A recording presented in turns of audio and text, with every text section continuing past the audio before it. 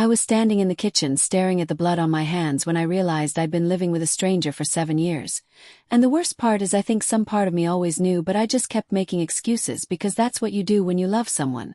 Right? You tell yourself stories until the stories become more real than the truth. And the truth was sitting right there in the laundry room whimpering and shaking, and I couldn't stop my hands from trembling as I tried to clean the cut above his eye. Our dog Max, this goofy golden retriever we got together when we first moved to Austin, back when everything felt possible and Jake would laugh at my jokes and hold my hand in the grocery store. And now here I was 7 years later dabbing at our dog's face with a wet towel while Jake stood in the doorway saying it was an accident.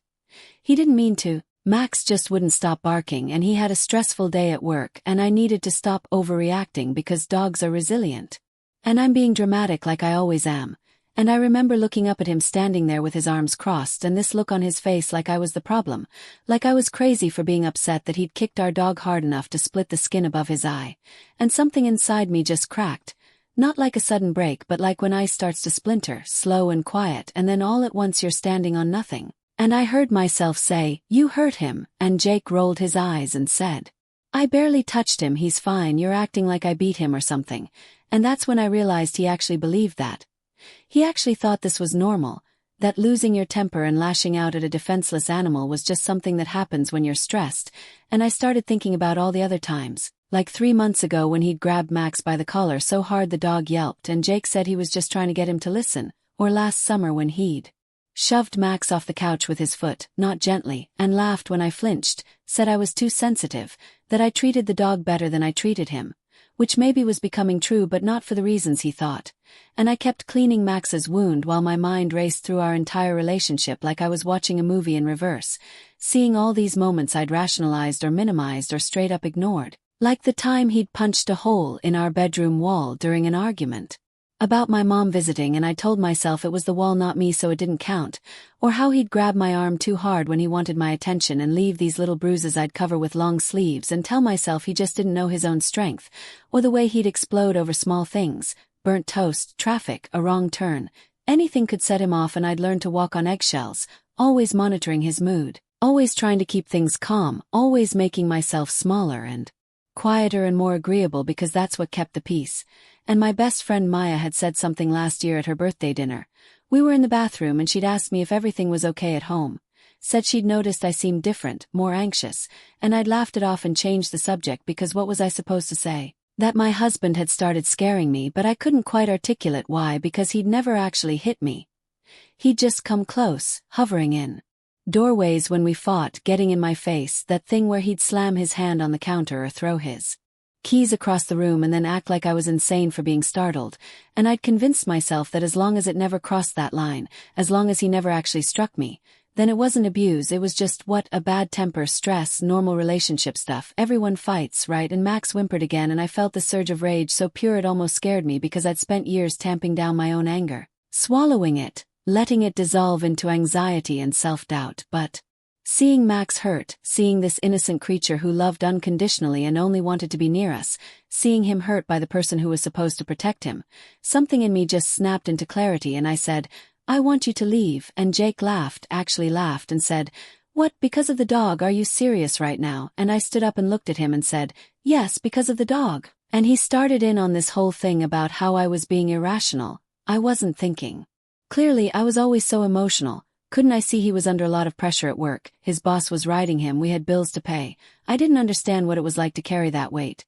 And here I was ready to throw away 7 years over a stupid accident with a dog.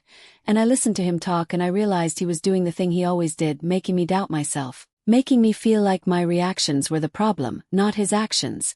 And I thought about how many times I'd apologized to him for being upset about things he'd done.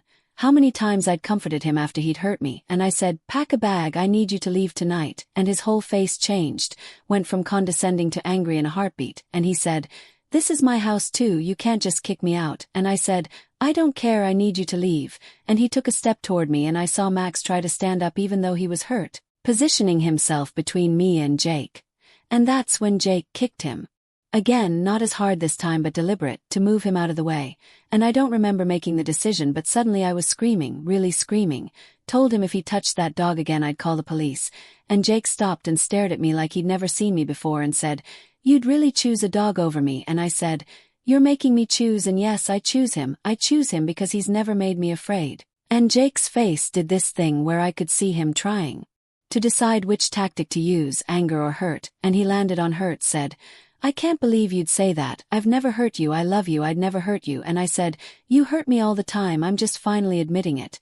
And we stood there in this awful silence, and then he said, fine, I'll go to my brother's, but you're going to regret this. You're going to realize you're overreacting and you're going to feel so stupid. And I didn't say anything, just watched him grab his keys and his wallet and slam the door so hard the pictures on the wall shook.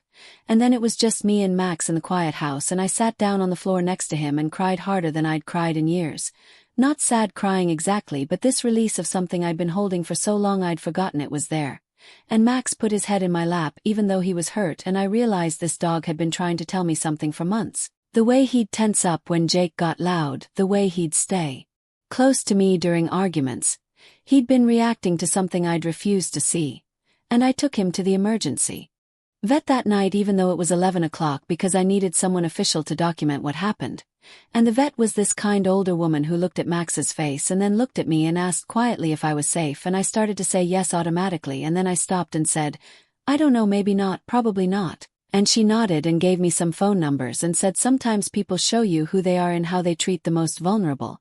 And I sat in the waiting room while they cleaned Max's cut, and I texted my sister and told her everything. All of it, things I'd never admitted out loud. And she called me immediately crying, saying she'd been so worried. She'd seen the signs but didn't know how to bring it up without pushing me away. And she said I could stay with her as long as I needed, and she was proud of me, and I didn't even know I needed to hear that until she said it. And when I got home with Max around 2 in the morning, Jake had been texting first angry texts about how I'd embarrassed him and he'd have to explain to his brother why he was there. Then sad texts about how much he loved me and how we could work through this. Then angry again, saying I was throwing away our marriage over nothing. And I turned my phone off and locked all the doors and lay down on the floor with Max and just breathed. And here's the thing I keep coming back to. The thing that makes me feel crazy and clear-headed at the same time. What if he's right that I'm overreacting? What if this is normal and I'm being too sensitive? Everyone says relationships are hard. Everyone says you have to fight for your marriage, and he never hit me, he didn't. So does that mean I'm giving up too easily? Or does it mean I'm finally listening to that voice I'd been silencing for years? The one that said something's wrong, something's been wrong, you're not safe. And I don't know if I did the right thing or if I just blew up my entire life over a dog. And my mom called this morning after my sister told her, and she said, honey, it's never about the dog. And I guess that's true, but also it really is about the dog, about what you do when you think no one important is watching, about how you treat something that can't fight back. And Jake keeps calling from his brothers and leaving these voicemails that swing between apologetic and furious. And I haven't listened to all of them, but my friend convinced me to save them just in case. Just in case of what I don't know. And I've been sitting here for 3 days trying to figure out if I just destroyed a 7-year relationship because I'm emotionally unstable or if I just saved my own life. And the truth is I don't know, I really don't know. Part of me wants to call him and say come home and we'll forget this happened and we'll go to counseling and fix it because that's what you're supposed to do, right? You're supposed to try. But then I look at Max and the way he's been calmer these past 3 days. Less anxious, and I think about how I've been sleeping better even though I'm sleeping alone on the floor. And I wonder if that means something or if I'm reading too much into everything like Jake always said I did. And my coworker said today that she left her ex-husband after he threw a plate near her head during a fight, and everyone told her she was overreacting because he didn't throw it at her. He threw it near her. And she said it took her 2 years to stop questioning that decision, and now 10 years later she knows it saved her life. And I don't know if my story is like hers or if I'm just looking for validation for mistake, but what I do know is that when Jake kicked Max that second time deliberately to move him out of the way, something in me understood that it was a preview, that if he could be that casual about hurting something I loved right in front of me, then the line I thought existed, the one where he'd never actually hurt me, that line was thinner than I'd imagined. Maybe it didn't exist at all. And I keep thinking about all those news stories about women who say they never saw it coming, and I wonder if they did see it coming in little ways they talked themselves out of noticing. And I'm terrified I'm wrong, but I'm more terrified I'm right. And Jake's brother called today and said Jake's a mess and he's really sorry and he wants to come home and talk. And I said okay, we can talk, but not at the house, somewhere public. And we're meeting tomorrow at a coffee shop and I don't know what I'm going to say. I don't know if I'm going to take him back or file for divorce. or suggest separation or what, and part of me still loves him, loves the person I thought he was, loves the memories of who we used to be. And I hate that I still have to consider his feelings and his stress and his side of things even now, even after everything, because that's what 7 years does to you. It tangles you up so tight you can't tell where you end and they begin, and maybe that's love or maybe that's the problem. And I genuinely don't know what the right answer is, I don't know. If there is a right answer, all I know is that Max is sleeping next to me right now with his bandaged face, and I promised him I'd keep him safe, and maybe that's the only promise that matters right now.